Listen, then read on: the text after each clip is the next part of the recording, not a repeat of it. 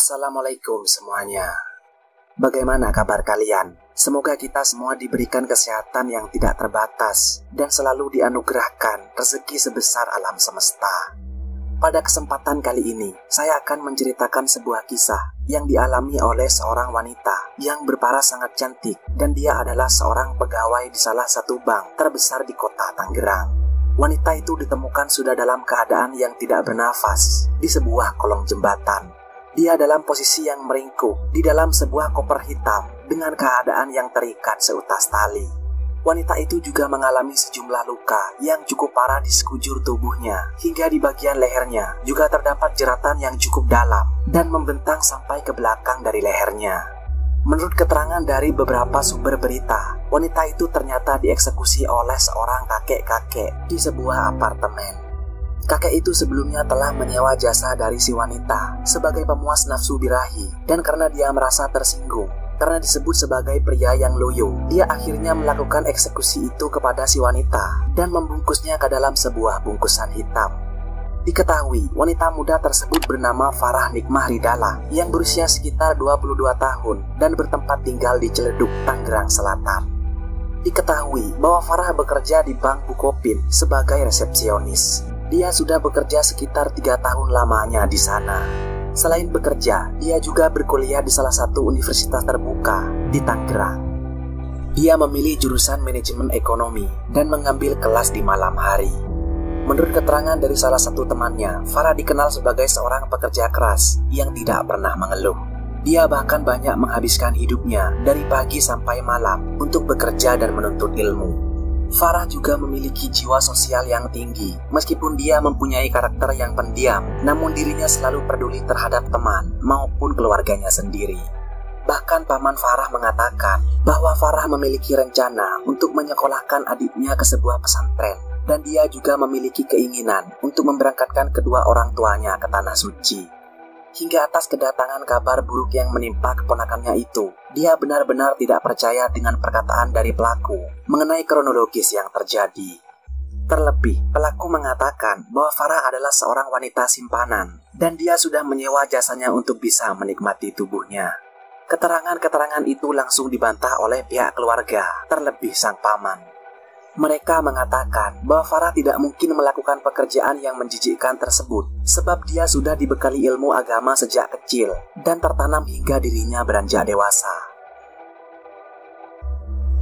Akan tetapi, penjelasan dari pihak keluarga ternyata hanya bersifat sebagai pembelaan karena beberapa fakta terkait pesan singkat antara Farah dan pelaku menjadi bukti yang sangat kuat. Kejadian itu bermula dari keterangan petugas keamanan di daerah pusat kota Jakarta Utara. Dia memang bertugas mengamankan wilayah di sekitar jalan Pantai Indah Kapuk. Saat itu petugas keamanan sedang mengontrol kondisi di sekitar jembatan, dan dia kemudian melihat sebuah koper yang terbungkus dengan plastik hitam. Awalnya dia mengira bahwa bungkusan itu hanya berisikan sebuah sampah dan ada orang iseng yang membuangnya di kolong jembatan. Namun setelah petugas keamanan tersebut sudah berjarak sekitar 5 meter, tiba-tiba dia mencium sebuah aroma bau amis. Petugas keamanan kemudian memiliki firasat yang janggal terhadap bungkusan itu. Hingga akhirnya dia memberanikan diri untuk memeriksa dan membuka plastik hitam itu di sana. Dan setelah dia berhasil membukanya, petugas keamanan itu langsung terkejut dan dia seketika langsung terdiam beberapa saat. Pasalnya, ternyata di dalam bungkusan itu terdapat tubuh seorang wanita. Tubuh itu dalam keadaan meringkuk dan kaki hingga tangannya berada dalam keadaan yang terikat. Petugas keamanan kemudian langsung memutuskan untuk melaporkan kejadian itu ke atasannya, dan akhirnya mereka juga melaporkannya ke pihak berwajib. Beberapa menit kemudian, para petugas bersama dengan pihak medis akhirnya datang ke kolong jembatan tersebut. Mereka kemudian mengamankan lokasi kejadian dan memeriksa secara keseluruhan isi bungkusan itu. Dari beberapa keterangan, tubuh dari si wanita tersebut ternyata memiliki banyak ciri khusus di badannya. Ada beberapa perhiasan yang dia pakai dan sebuah tato yang bertuliskan nama di kakinya. Pihak kepolisian kemudian memutuskan untuk membawa tubuh itu ke Rumah Sakit Keramat Jati. Hal itu guna untuk dilakukan penyelidikan yang lebih mendalam.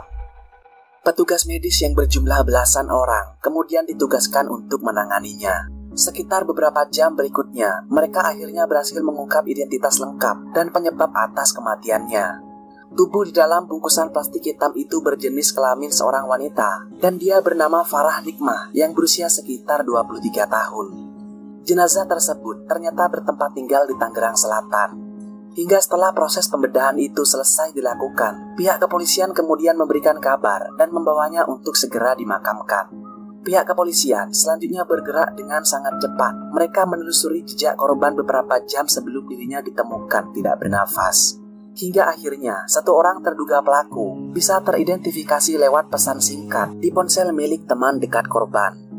Saat itu korban memberitahukan bahwa dia sedang berada di sebuah apartemen dan dirinya mengatakan sedang bersama dengan seorang aki-aki yang menjadi pelanggannya. Dari hasil penelusuran itu, pihak kepolisian kemudian bergerak untuk melakukan pencarian dan penangkapan terhadap terduga pelaku.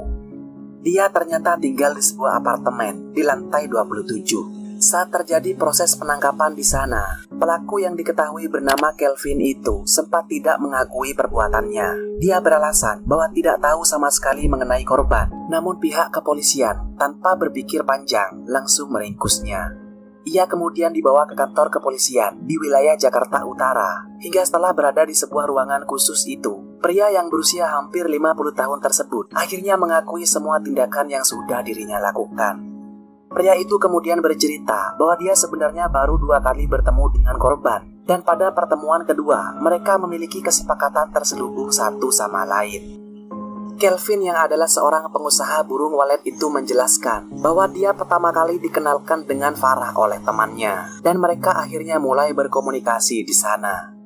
Menurut keterangan dari Kelvin, dia juga sebenarnya sudah diberitahukan bahwa Farah adalah wanita yang bisa diajak ke atas ranjang kasur. Namun pembicaraan di awal mereka selalu menemui jalan buntu, sebab negosiasi soal harga selalu tidak pernah sejalan dan menemukan kata sepakat. Kelvin mengatakan bahwa Farah terlalu mematok harga tinggi. Dia bahkan menginginkan beberapa fasilitas agar bisa mengencaninya dalam satu malam. Hal itu membuat Kelvin awalnya merasa ragu karena dia berpikir bahwa harga yang diberikan Farah terlampau jauh dari beberapa wanita yang lain yang pernah tidur dengannya. Namun karena rasa penasaran yang begitu tinggi dalam benak aki-aki itu, dia akhirnya ingin mencoba sensasi baru yang dijanjikan oleh Farah. Sebab harga yang tinggi pasti memiliki kualitas yang harusnya tinggi juga, pikirnya. Hingga pada tanggal 8 Juli tahun 2016, mereka akhirnya sepakat untuk bertemu, dan Farah akan mendatangi Kelvin di apartemen yang menjadi tempat tinggalnya. Sekitar jam 9 malam, akhirnya Farah sudah berada di lobi apartemen. Dia kemudian dijemput oleh Kelvin, dan mereka akhirnya naik ke lantai 27 di apartemen tersebut. Setelah sudah berada di dalam kamar, Kelvin dan Farah kemudian saling berbincang satu sama lain. Mereka sedang mencari chemistry yang kuat untuk melakukan pertempuran di atas ranjang kasur. Setelah itu, Kelvin selanjutnya langsung mengajak Farah dengan sedikit kasar. Dia sudah tidak tahan dan ingin segera menikmati semua hal yang mesti dinikmati. Hingga sekitar kurang dari 10 menit melakukan pertempuran itu, Kelvin yang memiliki usia yang sudah tua akhirnya harus kalah. Dia ternyata sudah tidak kuat untuk berlama-lama dalam melakukan pertempuran tersebut. Menurut keterangan Kelvin, setelah mereka melakukan itu semua, dia kemudian membiarkan Farah tertidur di sampingnya hingga pagi hari. Sebelum tidur itu juga, dia sudah melakukan pembayaran senilai 4 juta rupiah. Harga yang sebenarnya cukup mahal karena hanya dilakukannya selama 10 menit. Keesokan harinya, setelah mereka sudah sama-sama terbangun, Kelvin kemudian mengajak Farah untuk turun ke bawah mencari sarapan. Mereka kemudian makan di salah satu restoran di apartemen tersebut, dan kemudian naik lagi ke atas menuju kamar Kelvin yang berada di lantai 27. Di sana Kelvin kemudian kembali mengajak Farah untuk melakukan pertempuran. Dia berkata bahwa amunisinya sudah terisi dan sudah siap melakukannya lagi. Namun wanita itu menjawab dengan nada yang ketus. Dirinya berkata bahwa dia sudah dicari oleh orang tuanya dan akan segera pulang. Farah juga memberikan sindiran yang sangat keras terhadap Kelvin bahwa ia adalah pria yang sangat loyo dan percuma dia menyewanya jika kemampuannya sangat payah. Mendengar perkataan yang menyakitkan dari wanita tersebut membuat Kelvin sangat emosi. Dia merasa bahwa harga dirinya sudah diinjak-injak dan itu benar-benar membuatnya tidak bisa menahannya lagi. Kelvin yang awalnya berpikir bahwa nilai 4 juta yang diberikan akan membawanya pada sensasi yang baru dan memuaskan, namun mulut kotor dari si wanita membuatnya memiliki rencana yang tidak terkendali dalam benaknya. Beberapa menit berikutnya, Kelvin kemudian melakukan eksekusi itu. Dia membenturkan kepala Farah ke sebuah dinding tembok di apartemen dan selanjutnya melakukan segala cara untuk membinasakannya. Hingga sekitar 15 menit melakukan tindakan itu, Farah Nikmah Ridala akhirnya harus menyerah dan harus menghembuskan nafas terakhirnya di hadapan aki-aki tua tersebut. Setelah melakukan tindakan itu, Kelvin kemudian mencari cara untuk menghilangkan jejaknya, hingga akhirnya dia mempunyai rencana untuk membuang jasadnya ke sebuah tempat yang cukup sepi. Kelvin kemudian membungkus tubuh dari Farah Nikmah. Dia memasukkannya ke sebuah box atau koper hitam dan menaruh tubuhnya dengan cara mengikat kaki hingga tangannya. Singkat cerita, pada tanggal 10 Juli 2016, Kelvin kemudian membawa bungkusan hitam itu dari kamarnya menuju ke parkiran dengan menggunakan sebuah troli. Setelah itu dia kemudian memasukkannya ke dalam bagasi mobil, hingga akhirnya memutuskan untuk membuangnya ke sebuah kolong jembatan di jalan raya di kawasan Pantai Indah Kapuk. Namun belum sampai 1 hari dalam melakukan aksinya, perbuatan dari Kelvin akhirnya berhasil terungkap dan dia ditangkap di kamar apartemennya sendiri. Kelvin akhirnya harus mempertanggungjawabkan perbuatannya di pengadilan dan dia diadili atas sebuah perbuatan yang dilakukannya terhadap korban. Kelvin kemudian divonis bersalah dan harus menerima hukuman selama 15 tahun kurungan penjara. Dan karena hal itu juga membuatnya harus menikmati masa tuanya di dalam dinginnya jeruji besi.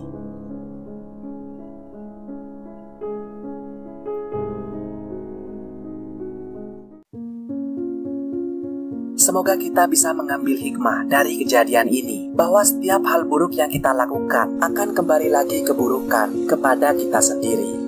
Terima kasih sudah menonton sampai akhir. Sampai ketemu di cerita menarik selanjutnya. Terima kasih sudah menonton.